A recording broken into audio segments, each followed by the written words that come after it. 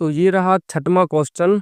और छठवां क्वेश्चन क्या कहता है, व्याख्या कीजिए कि 7 गुणा 11 गुणा 13 धन 13 और 7 गुणा 6 गुणा 5 गुणा 4 गुणा 3 गुणा 1 और धन 5 भाज्य संख्या क्यों है। ठीक है, अब गणित वालों का क्या बताएं, ऐसे ऐसे क्वेश्चन। अब वो भाज्य संख्या है तो क्यों है, मतलब कोई अमित नाम का व्यक्ति है, उससे कोई बोले भाई तुम अमित क्यों हो, ऐसा ही क्वेश्चन हो गया। तो हालांकि नाम में तो एक्सप्लेनेशन नहीं है, लेकिन इसका तो एक्सप्लेनेशन हम दे सकते हैं क्योंकि ये गलत है। ठीक है, तो देखिए हमें क्या दिया है, सबसे पहले डायरेक्ट ही करो, दिया है मिया है कुछ नहीं लिखना हमें। तो हमें 7 गुणा 11 गुणा 13 धन 13 हमने ये यहाँ से लिया। ठीक है, देखिए दोनों जगह यहाँ भी 13 है। देखो धन लग जाता है तो पता ही होगा कि इसका जो टर्म है वो अलग हो जाता है, मतलब पद है वो अलग हो जाता है। जब तक संख्या गुणा में रहती है तब तक वो एक ही पद माना जाता है। जहां से धन या ऋण लगा तो वो पद दूसरा हो जाता है, तो हम कॉमन निकाल सकते हैं। तो यहाँ पर भी 13 है, यहाँ पर भी 13 है, तो 13 को हम कॉमन ले सकते हैं। तो यहाँ से हमने लिया 13 कॉमन। ठीक है, जब 13 हम कॉमन लेंगे तो सब ज्यों का त्यों रहता है, जो संख्या कॉमन लेते उसकी जगह एक आ जाता, बस याद रखना। तो 7 गुणा 11 ज्यों का त्यों, तो 13 की जगह हो जाएगा एक, और इस 13 की जगह भी क्या हो जाएगा एक। भाई ढल लगा चिन्ह से छेड़खानी नहीं करने का, ये गणित का नियम है। छेड़खानी कभी नहीं करने का जब तक जरूरत ना हो। अब यहाँ ऋण वगैरह होता तो चिन्ह पलटते भी, लेकिन अभी कुछ नहीं होगा। अब देखो यहाँ, तो 13, ये देखो 11 7 77 और एक 78, तो यहाँ पर कितना आ गया 78। यहाँ हम ऐसा लिख सकते हैं कि अब 13 गुणित 78। ठीक है, इसके गुणा में एक भी कर दो, कोई दिक्कत है, कोई दिक्कत, कोनो दिक्कत नहीं। अब यहाँ पर आप एक चीज नोटिस करिए, पहले तो समझिए भाज्य संख्या होती क्या है। तो भाज्य संख्या का मतलब, उससे पहले आप समझिए अभाज्य संख्या क्या होती है। तो अभाज्य संख्या ऐसी संख्या होती है जिसमें केवल उसी संख्या का और एक का भाग जाता है, तीसरी किसी संख्या का भाग उसमें नहीं जाता। मान के चलो आप ले लो 7, ठीक है 7 ले लो, तो 7 में किसका भाग जाएगा, या तो 7 का जाएगा या तो 1 का जाएगा। तो 7 के गुणनखंड कैसे तोड़ोगे आप, 7 गुणा 1, 17, 17 गुणा 1, 23, तो 23 गुणा 1, 29, तो 29 गुणा 1। मतलब ये ऐसी संख्या है जिसमें केवल उसी संख्या का या एक का भाग जाता है, वो अभाज्य संख्या है। लेकिन भाज्य संख्या क्या कहलाती है, जिनका दो के अलावा अन्य भी किसी तीसरी संख्या, मतलब दो के अलावा कितनी भी हो सकती है ना, दो से ज्यादा जिनके गुणनखंड तोड़े जा सके उनको हम भाज्य संख्या कहते हैं।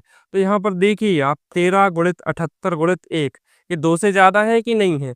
तो इसलिए हम यहाँ पर क्या लिखेंगे, तो देखिए मैंने यहाँ पर क्या लिखा कि उक्त संख्या के दो से अधिक गुणनखंड हैं, अतः यह भाज्य संख्या होगी। अब देखो आप सोच रहे होगे कि यहाँ से भी हम दिमाग लगा सकते थे। ठीक है, तो यहाँ से दिमाग लगाने के लिए जो प्लस वन है ना, ये दिक्कत कर रहा था यहाँ पर। ठीक है, तो गुणनखंड तो हो रहे थे, साथ में प्लस लगा था, इसलिए हमने यहाँ जोड़ दिया। अब चाहो तो इस 78 को भी और तोड़ के हम यहाँ मतलब इसके गुणनखंड के रूप में लिख सकते हैं। चाहो तो देखो, जब इतने में काम हो रहा तो क्यों इसके हम गुणनखंड तोड़े। ठीक है, तो ये इस वाले का आंसर है, सेम टू सेम ये करना है, तो जल्दी से हम ये भी कर लेते हैं। तो क्या लिखा है, 7 गुणा 6 गुणा 5 गुणा 4 गुणा 2 गुणा 1 धन 5। कुछ नहीं था उनने, देखो उल्टी गिनती 7 6 5 4 3 2 1, मन से कुछ नहीं था, सो ये लिख दिया और धन 5 कर दिया कि इनमें से एक आध कर दो कॉमन निकल जाए। करना वैसे ही है भाई, यहाँ 5 है तो यहाँ 5 है, कॉमन निकाल दो। जब 5 कॉमन निकलेगा तो ब्रैकेट में हमारा 7 बचेगा 6, 5 तो गए, 4 3, यहाँ 2, यहाँ 1 और यहाँ भी 1।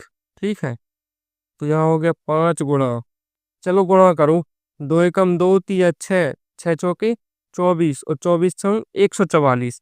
144 में 7 का गुणा करना है, तो 144 गुणे 7, 7 चौके 28 की 8 हासिल की 2, 7 चौके 28 2 30 का 0 हासिल की 3, 7 एकम 7 3 10, कितना आया हमारा 1008। श्री श्री 1008 ये आया। ठीक। इनको जोड़ दो तो 5 गुणा 1008, तो 1009 हो जाएंगे। गुणा में एक और कर दो तो भाई ये संख्या भी एक दो दो से ज्यादा गुणनखंडों में व्यक्त हो सकती है। इसी वजह से ये भी क्या है, एक भाज्य संख्या है। तो यही इस छठवें क्वेश्चन का सीधा सटीक सा आंसर है। अब देखो लगे हाथ सातवां क्वेश्चन और कर लेते हैं, ठीक, क्योंकि वो भी छोटा सा क्वेश्चन है, ठीक।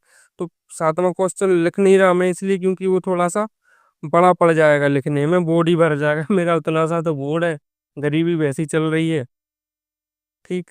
तो चलो क्वेश्चन हम पढ़ लेते हैं।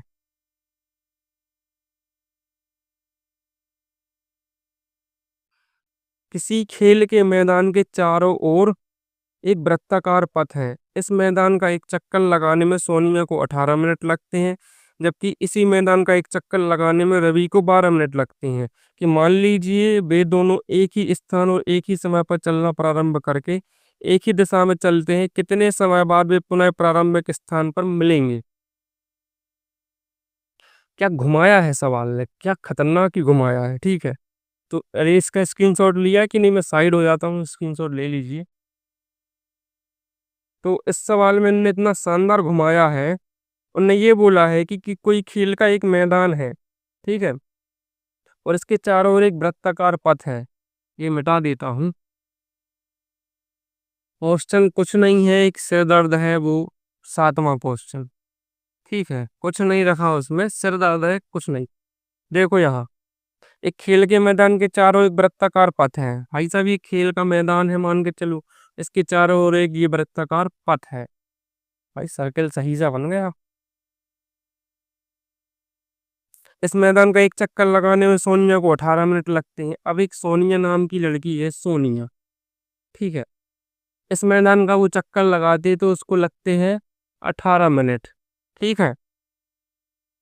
और इसी मैदान का चक्कर लगाने में रवि को 12 मिनट लगते हैं। अब भाई रवि भी है तो रवि को लगते हैं 12 मिनट। अब सोनिया लड़की है तो थोड़ा लेट दौड़ेगी, अब रवि लड़का है तो उसने जल्दी दौड़ दिया। अब इसमें सवाल बनाने वाली क्या बात थी। अच्छा वो बोल रहे मान लीजिए वो दोनों एक ही स्थान और एक ही समय पर चलना प्रारंभ करके एक ही दिशा में चलते हैं, तो भाई साहब इनने इन दोनों को एक जगह पर रख दिया, ठीक है, एक ही स्थान में एक ही दिशा में जा रहे हो, और तो कितने समय बाद वे पुनः प्रारंभिक स्थान पर मिलेंगे। तो उनका ये कहना है कि अब उनको एक साथ दौड़ाओ, ठीक है, मतलब ये खेल का मैदान है, अब यहीं रवि है यहीं सोनिया है, अब दोनों को एक साथ दौड़ाओ, एक साथ दौड़ाओ, बिल्कुल ठीक है। और जब वो साथ में दौड़े तो वो बोल रहे हैं कि कितने समय बाद वो एक जगह पर मिलेंगे, ठीक है, सॉरी, कितने समय बाद वो पुनः प्रारंभिक स्थान पर मिलेंगे। कितने समय बाद वो पुनः मतलब यहाँ से दौड़ के वो यहाँ तक आ गए, ठीक है। एक को लगते हैं 18 मिनट, सोनिया को, रवि को लगते हैं 12 मिनट।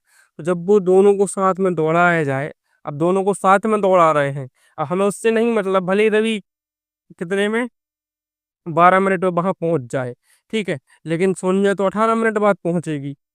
तो अब हमें ये बताना है कि वो दोनों कब मिले हैं इस स्थान, प्रारंभिक स्थान पर।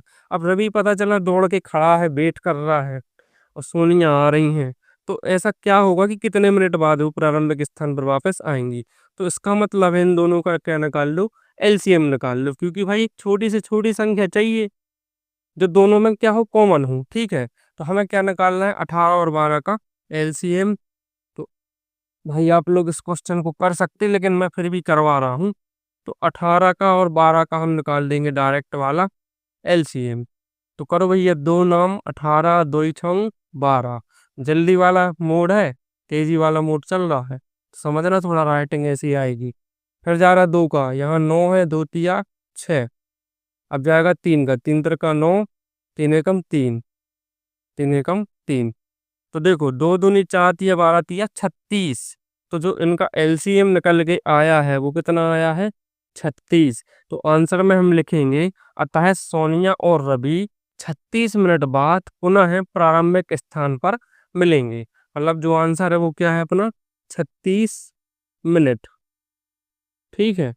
तो उम्मीद करता हूँ कि ये वाली जो एक्सरसाइज है आपको बहुत अच्छे से समझ में आई होगी। ठीक, तो अब हम बढ़ेंगे अगली एक्सरसाइज की तरफ, और अगली एक्सरसाइज क्या है? तो ये तो यहाँ पर पार्ट ही खत्म कर दिया हमें लगता है इनने। तो अगली एक्सरसाइज 1.2 है। तो उम्मीद करते हैं कि आपको ये वाली एक्सरसाइज बहुत अच्छे से समझ में आई होगी। ठीक है, अगर अच्छे से समझ में आई हो तो आपको पता है क्या करना है। लाइक बिल्कुल दबा देना लाइक को, ठीक है। और जो सब्सक्राइब है उसको तो तोड़ दो मरोड़ दो, वो दिखना ही बंद हो जाए। बहुत परेशान करता है, क्या है, कम होते हैं तो पढ़ाने में थोड़ा हम पढ़ा तो रहे हैं वैसे भी, क्या है, कम 0 थे सो पढ़ा रहे, 70 है सो पढ़ा रहे, है ना। तो इसके बाद अगली एक्सरसाइज जो है वो हम अगली क्लास में करेंगे।